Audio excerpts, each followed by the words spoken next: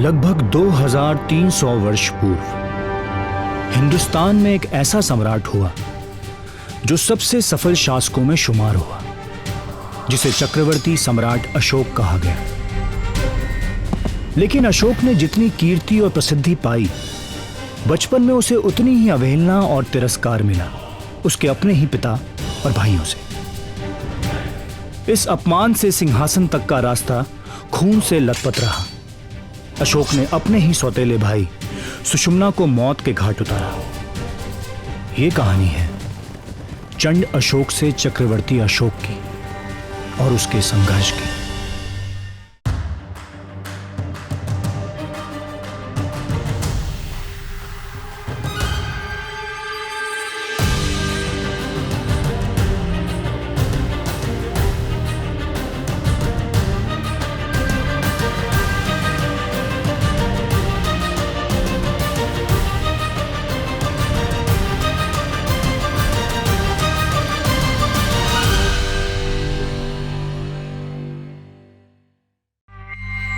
(304 ईसा पूर्व) अशोक का जन्म एक ऐसे वंश में हुआ जिसका साम्राज्य भारतीय उपमहाद्वीप में फैला हुआ था।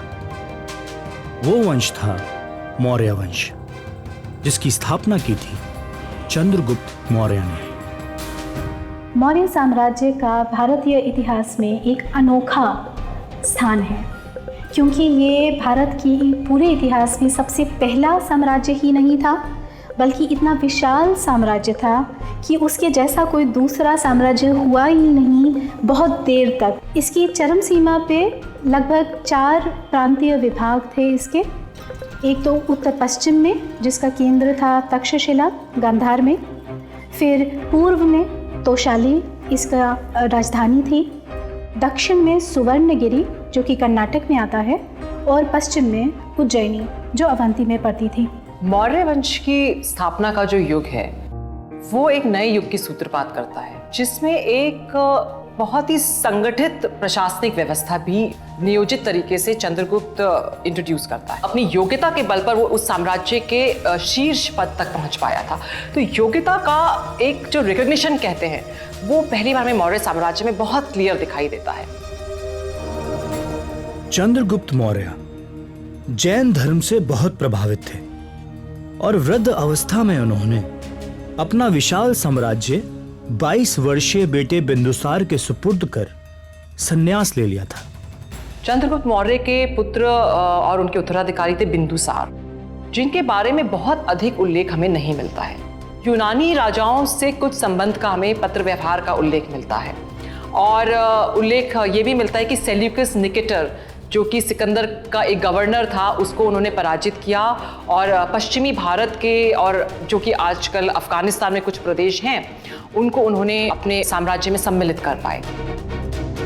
बिंदुसार के थे तो कई पुत्र, लेकिन उत्तराधिकारी बनने की दौड़ में सबसे आगे थे सुषुम्ना और अशोक। सुषुम्ना अशोक का सौतेला बड़ा भाई था। सुषुम्ना तक्षशिला प्रांत का, तो अशोक उज्जैन प्रांत का प्रमुख था। अशोक और सुषुम्ना दोनों ही ऐसे राजकुमार थे जो कि बिंदुसार के पश्चात सम्राट बनने की महत्वाकांक्षा रखते थे।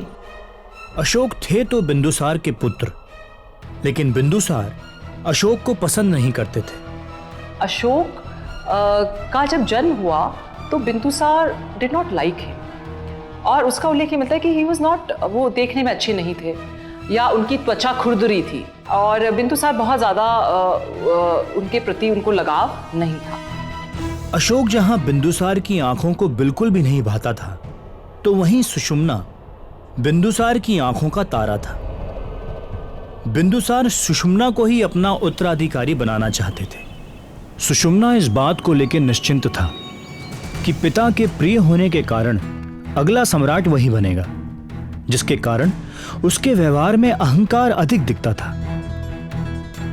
अशोक अपने साथ हो रहे सौतेले व्यवहार को सहन भी कर रहा था, लेकिन अपनी मां के साथ हो रहा भेदभाव उसे असहनीय पीड़ा दे रहा था। बौद्ध ग्रंथ बताते हैं कि अशोक की जो माँ थी शुभरंगी नाम करके, वो ब्राह्मण परिवार से तो थी, लेकिन काफ़ी गरीब परिवार से थी। उनका अंतःपुर में जो स्थान था, जो स्टेटस था, वो शायद उतना महत्वपूर्ण नहीं था। तो ये संभव है कि अशोक पे कहीं ना कहीं इसका मनोवैज्ञानिक असर पड़ा हो कि जो मेरी माँ को जो स्थान या इज्जत ना मिली हो, वो मैं अर्जित कर सकूँगा। इस वजह से भी शायद जो है अशोक और उसके जो बाकी भाई हैं जो कि अन्य माताओं से उत्पन्न हुए होंगे, उनमें एक किस्म का विरोधाभास रहा होगा। मां के हो रहे अपमान और पिता के दिल दुखाने वाले व्यवहार के कारण अशोक के भाई भी उसकी इज्जत नहीं करते थे, बल्कि उसे हंसी का पात्र समझते थे। अशोक एक डिप्राइव्ड सिचुएशन में है। अशोक के पास राज दरबार नहीं है, अशोक के पास पिता का समर्थन नहीं है compare to the other children. ये सारी बातें अशोक को गुस्से से भर रही थी और उसके मन को दुख के साथ साथ दृढ़ता भी दे रही थी। एक ऐसी दृढ़ता जो उसके सैन्य अभियानों में उसके नेतृत्व में भी दिखाई दी। अशोक ने अपने अंदर पनपे गुस्से को तलवार की धार बनाया और मौर्य साम्राज्य में उठाए कई विद्रोहों को सफलतापूर्वक दबा दिया। उसकी सैन्य और कूटनीतिक क्षमता से राज्य के मंत्रीगण बहुत प्रभावित हुए। उन्हें अशोक में अगला सम्राट दिखने लगा। तो दूसरी ओर पिता के प्यार में घमंड में चूर सुषुम्ना था, जिसे तक्षशिला राज्य का प्रमुख बनाया तो गया था, लेकिन राजनीतिक कुशलता की कमी के कारण वो वहां बढ़ रहे असंतोष को रोकने में सफल नहीं हो पा रहा था। सुषुम्ना, जो अब तक राजगद्दी पे अपनी दावेदारी को लेकर निश्चिंत था, वो अशोक की लोकप्रियता देख के सतर्क हो गया। वो किसी भी तरह अशोक की मजबूत होती छवि को तोड़ना चाहता था। तभी सुषुम्ना के हाथ एक मौका आया। वो मौका था तक्षशिला क्षेत्र में उभरा विद्रोह। उसने बिंदुसार को इस बात के लिए राजी कर लिया कि इस विद्रोह को दबाने के लिए अशोक को तक्षशिला भेजा जाए। बिंदुसार उसकी बात से सहमत हो गया और उसने अशोक को तक्षशिला भेज दिया। सुषुम्ना का सोचना था कि इस विद्रोह को दबाने में अशोक या तो मारा जाएगा या बुरी तरह पराजित होके आएगा, लेकिन हुआ ठीक इसका उल्टा। एक ओर अशोक था जो क्षत्रिय सैन्य प्रशिक्षण में दक्ष, युद्ध कौशल में निपुण, चालाक राजनेता होने के साथ साथ एक बेहद सफल सेनापति भी था। लेकिन अशोक का वहां पर स्वागत हुआ और विद्रोह शांत हो गया। अशोक की कामयाबी और इस कूटनीतिक हार से सुषुम्ना बुरी तरह से तिलमिला गया था। लगभग 2 साल बाद उसे एक मौका और मिला और वो था उज्जैन क्षेत्र में उभरा विद्रोह, जिसे दबाने के लिए एक बार फिर अशोक को भेजा गया।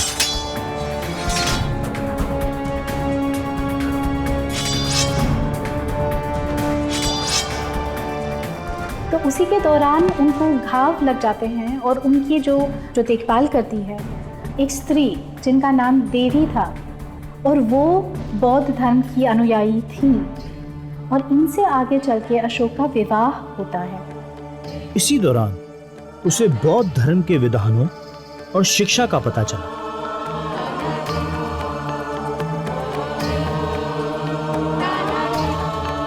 पाटलिपुत्र में सुषुम्ना के खिलाफ मंत्रियों में असंतोष भड़क रहा था। मंत्रियों की नाराजगी तब और बढ़ गई जब सुषुम्ना ने बीच सभा में एक मंत्री की पगड़ी उछाल दी। सभी मंत्रियों को लगा कि आज इसने पगड़ी उछाली है, कल ही अगर राजा बन गया तो तलवार से गर्दन भी काट सकता है। सुषुम्ना जो थे, क्योंकि वो जानते थे कि उनके पिता बिंदुसार का हाथ उनके सर पे है और वो अगले राजा चुने जाने वाले हैं, तो वो कहीं ना कहीं घमंडी भी बहुत हो गए थे। तो उनका जो बर्ताव था मंत्रियों के प्रति भी वो अशिष्ट ही रहा। ऐसे समय उन्होंने अशोक का साथ देने का निर्णय लिया। मंत्रियों का ये रोल, ये भूमिका रही है कि एक या दूसरे राजकुमार का पक्ष हमेशा उन्होंने लिया है, क्योंकि वो जानते हैं और चाहते भी हैं कि उनके साथ जो राजकुमार है वही आगे चल के राजा बने, क्योंकि उससे उनकी ताकत भी बढ़ती है। अशोक को सम्राट के सिंहासन तक पहुंचाने का जिम्मा उठाया बिंदुसार के मुख्यमंत्री राधागुप्त ने, जिसने 500 मंत्रियों को तलब किया और उनसे कहा कि हमें अशोक के समर्थन में आगे आना होगा ताकि वक्त आने पर हम उसे सिंहासन पर बिठा सके। तभी तक्षशिला में फिर विद्रोह भड़क उठा और इस बार राधागुप्त और अन्य मंत्रियों ने अशोक की जगह सुषुम्ना को भेजने के लिए सम्राट को राजी कर लिया। सुषुम्ना विद्रोह को दबाने के लिए तक्षशिला रवाना हो गया। इस बात का अशोक ने पूरा फायदा उठाया। वो अपने पिता के पास गए और उनसे बोला कि सुषुम्ना नहीं, मेरा अधिकार है राजा बनना, मेरे पास वो सारी खूबियां हैं, प्रतिभा है बनने की, मैं ही बनूंगा। और उस समय जो मंत्री है राधागुप्त, वो क्लियरली ये कहता है कि देखिए अशोक जो है वो अधिक प्रतिभा संपन्न है। तो बिंदुसार बिल्कुल बर्दाश्त नहीं कर पाता और इतना क्रोधित हो जाता है कि वो उस क्रोध को बर्दाश्त नहीं कर पाता और उसके प्राण निकल जाते हैं। 272 ईसा पूर्व बिंदुसार की मृत्यु हुई। उनकी मृत्यु के बाद सत्ता के लिए सुषुम्ना और अशोक के बीच अब सीधा संघर्ष था।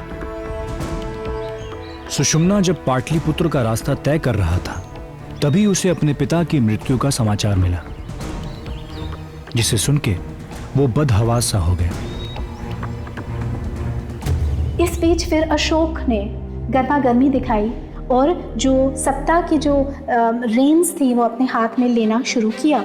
एंड सारे जो मिनिस्टर्स हैं वो सम्मिलित स्वर में अशोक को राजा बनाने का निर्णय ले लेते हैं। सो अशोक इज देयर प्रेजेंट।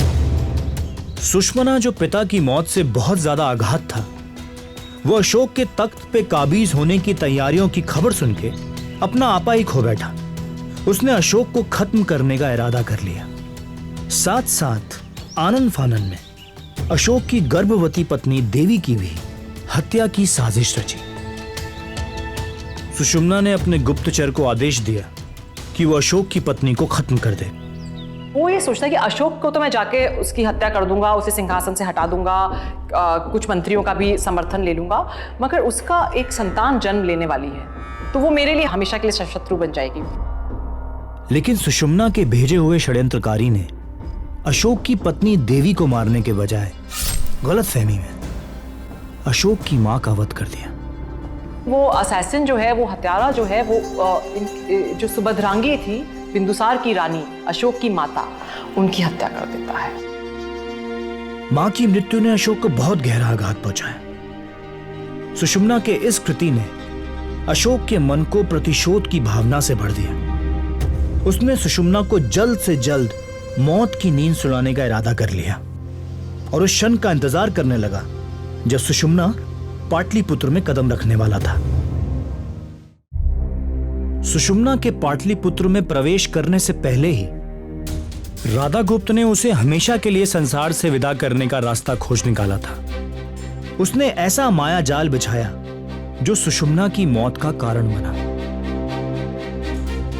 इस बीच में राधागुप्त ने एक चाल सोची कि अगर डायरेक्ट फाइट होता तो कौन जीते ये कुछ तय नहीं था। तो उन्होंने एक तरकीब लगाई। एक गेट बनाते हैं वो, जिसमें एक हाथी और उसके ऊपर अशोक की प्रतिमा रख देते हैं। उसको ये लगे कि अशोक बैठा है, कुछ इस तरह का इंप्रेशन क्रिएट करके, और उसके चारों तरफ एक पिट बना देते हैं और उसके नीचे दहते हुए अंगारे हैं और उसके ऊपर वो कुछ बिछा देते हैं जिससे कि वो केमोफ्लाज हो जाए। जिस वक्त सुषुम्ना के नगर में प्रवेश की खबर मिली, राधागुप्त और अशोक ने रणनीति के तहत 2 सैनिकों को महल के प्रवेश द्वार पर भेज दिया।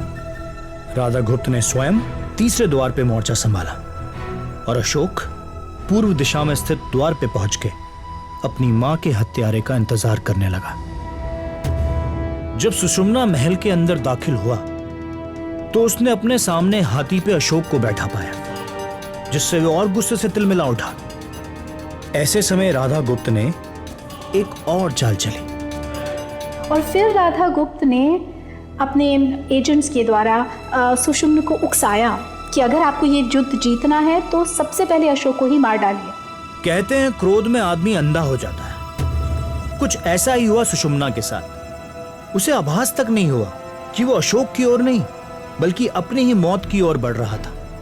तो इसी उत्तेजना में सुषुम्न दौड़े अपने घोड़े पे सीधा उस प्रतिमूर्ति की ओर, ना जानते हुए कि वो सिर्फ एक मूर्ति है, और गड्ढे में गिर गए। तो एक बहुत ही भयानक और स्लो मौत शायद सुषुम्न को मिली। और इस तरीके से अशोक और राधा गुप्त ने साठगांठ करके जो सबसे बड़ा एक दावेदार था गद्दी का, सुषुम्न, उसको रास्ते से हटा दिया। लेकिन रास्ते में अभी भी कई ऐसे रोड़े थे जो कभी भी सर उठा सकते थे, और वो थे अशोक के ही बाकी बचे भाई। और उसके बाद उल्लेख ये मिलता है कि एक बहुत ही भीषण उत्तराधिकार का युद्ध शुरू हो जाता है, और अनेक ग्रंथ, दीपवंश, महावंश, दिव्यवदान, अशोकावदान, सब में उल्लेख मिलता है कि अपने 99 ब्रदर्स को अशोक ने किल करा, और उनको मार के, मतलब इतना ग्राफिक डिस्क्रिप्शन मिलता है कि लिटरली खून की नदी को पार करते हुए वो सिंहासन तक पहुंचा। सत्ता की डोर हाथ में आते ही अशोक बेलगाम हो गया। उसने अपने हर विरोधी को मौत के घाट उतार दिया। इतना ज्यादा क्रूर हो गया कि उसे चंड अशोक कहा जाने लगा। अशोकावदान बताता है कि वो प्रचंड ही नहीं, उनका जो स्वभाव था अशोक का, वो प्रचंड ही नहीं बल्कि क्रूर और कहीं कहीं नीच भी था। जैसे कि उन्होंने एक प्रताड़ना गृह बना रखा था, टॉर्चर चेम्बर, जहाँ सैकड़ों को मरवा दिया जाता सिर्फ अशोक के कह देने पर। या अगर अशोक की ही कोई रानी उनकी अवहेलना कर देती या बेइज्जती करती तो उसको भी मरवा दिया जाता। चंड अशोक की जो प्रतिमा है, कि एक जो इमेज है, वो बौद्ध ग्रंथों में बहुत स्पष्ट तौर पे दिखाई देती है। लेकिन इसीलिए ये भी थोड़ा ध्यान रखने की ज़रूरत है कि बौद्ध ग्रंथ कहीं ना कहीं अतिशयोक्ति का भी प्रयोग कर रहे थे, एग्जैजरेट भी कर रहे थे, क्योंकि वो दिखाना चाह रहे थे कि अशोक के चरित्र में कितना परिवर्तन आ जाता है बौद्ध धर्म में परिवर्तन के बाद। इसको अतिरंजनापूर्ण मानना बिल्कुल जस्टिफाइड है हिस्टोरिकली भी। जब हम अभिलेखों में देखते हैं तो अभिलेखों में इतने भाइयों के प्रति प्रेम और स्नेह की जो भावना है वो फिर संभव नहीं हो पाती, और उनका सर्वाइवल भी संभव नहीं हो पाता।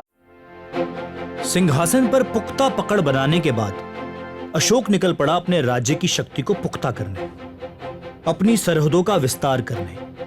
उसका उद्देश्य एक महाशक्ति बनाना था, जिसमें वो सफल भी हुआ। उसने अपने साम्राज्य को पूर्व में असम से लेके पश्चिम में ईरान की सीमाओं तक फैला लिया। लगभग पूरे उपमहाद्वीप को अपने कब्जे में ले लिया। लेकिन अभी भी एक ऐसा राज्य था जो उसके अधिकार क्षेत्र से बाहर था, और वो राज्य था कलिंग। कलिंग एक स्वतंत्र राज्य के तौर पे दिखाई देता है, और एक राष्ट्रवादी लोग माना जाता है वहां रहते थे। कलिंग ने अशोका की चुनौती को स्वीकार किया और एक विशाल सेना के साथ युद्ध के मैदान में उतरा।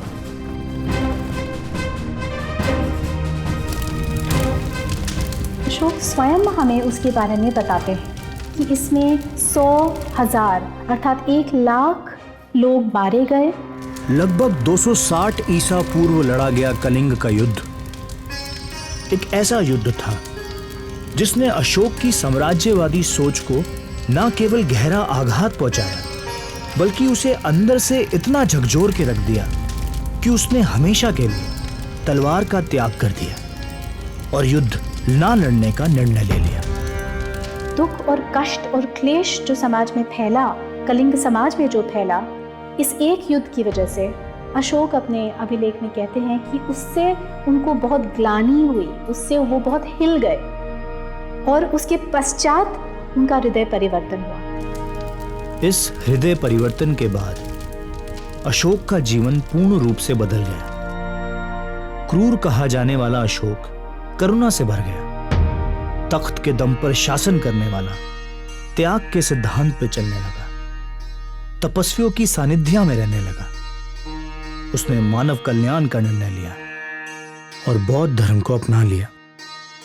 अशोक जैसा एक प्रतापी राजा जिसने एक उपमहाद्वीप जितना विशाल साम्राज्य 60 साल तक चलाया और बखूबी चलाया, वो एक बहुत व्यावहारिक, प्रैक्टिकल एंड प्रैग्मेटिक व्यक्ति भी रहा होगा। इसीलिए उसने युद्ध की नीति कब छोड़ी? जब कलिंग की जीत के बाद संपूर्ण महाद्वीप उपमहाद्वीप मौर्य साम्राज्य के तहत आ चुका था। अर्थात युद्ध की अब उतनी आवश्यकता रही ही नहीं मौर्य साम्राज्य को। तब जाके वो युद्ध की नीति को ऐसे त्यागने की ये एक डिक्लेरेशन करते हैं। तो ये जो हृदय परिवर्तन हुआ, ये कितना आदर्शवादी, कितना नैतिक और कितना व्यावहारिक और कूटनैतिक था, ये सोचने की बात है। अशोक, जिसने सिंहासन के लिए अपने भाइयों की क्रूरता से हत्या की, जिसने हिंसा को ही अपनी सफलता का आधार समझा, जिसने पूरे भारतीय उपमहाद्वीप पर राज किया, ऐसे महत्वाकांक्षी हिंसा प्रिय राजा का अंत एक अहिंसावादी और धर्म के लिए समर्पित शासक के रूप में हुआ।